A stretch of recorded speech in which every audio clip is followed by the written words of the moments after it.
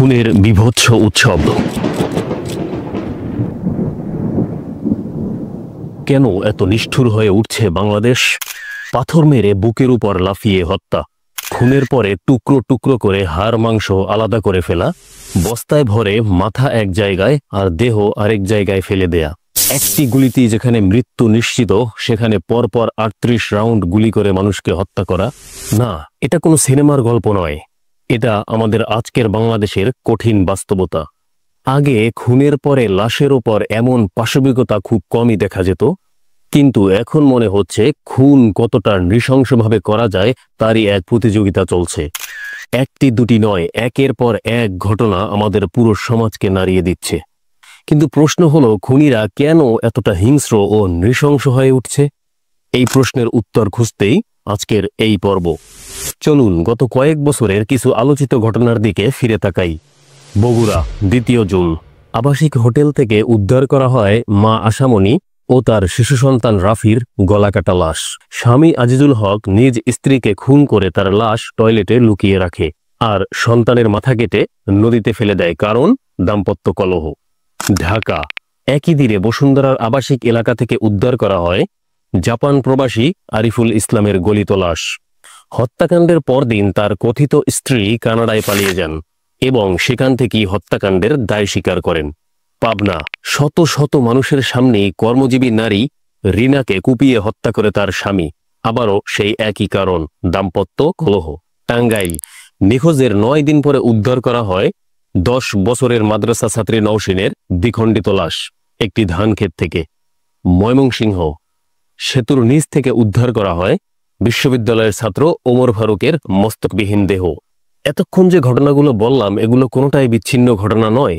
Police সদর দপ্তরের পরিসংখ্যান অনুযায়ী ২০২৩ সালে জানুয়ারি থেকে ২০২৪ সালের এপ্রিল পর্যন্ত এই ১৬ মাসে প্রায় ৪,৫০০ হত্যাকাণ্ড সংঘটিত হয়েছে, আর এই সংখ্যা ক্রমাগত বেড়েই চলছে। পুলিশের ক্রাইম ডিপার্টমেন্ট বলছে, বেশিরভাগ হত্যাকাণ্ডের পেছনেই রয়েছে আর্থিক বিরোধ, সম্পত্তির লোভ, রাজনৈতিক দ্বন্দ্ব এবং নারীঘটিত কারণ। কিন্তু প্রশ্ন হলো, কারণ যাই হোক, নৃশংসতা কেন বাড়ছে?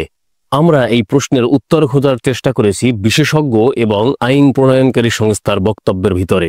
বিশিষ্ট মনোরোগ বিশেষজ্ঞ সৈয়দ আনোয়ারা হক মনে করেন, এর বেশিরভাগ পেছনেই রয়েছে রাজনৈতিক দম্ভ এবং সংশ্লিষ্টতা। অপরাধীরা ভাবে তাদের কিছুই হবে না, তারা কোনো না কোনোভাবে পার পেয়ে যাবে। অন্যদিকে বিচারের দীর্ঘসূত্রতা এবং শাস্তির ভয় না থাকাটাই এমন নৃশংস হয়ে ওঠার অন্যতম কারণ। অপরাধীরা যখন দেখে যে বিচার হয় না, বা বিচার হলেও অনেক দেরিতে সেই বিচার হয়, তখন তারা আইনের তোয়াক্কা করে না এবং ছোট ক্রিমিনালরাই একসময় নৃশংস হয়ে ওঠে। এই পার পেয়ে যাওয়ার সংস্কৃতি তাদেরকে আরও হিংস্র করে তুলেছে। তবে পুলিশের বক্তব্য কিছুটা ভিন্ন।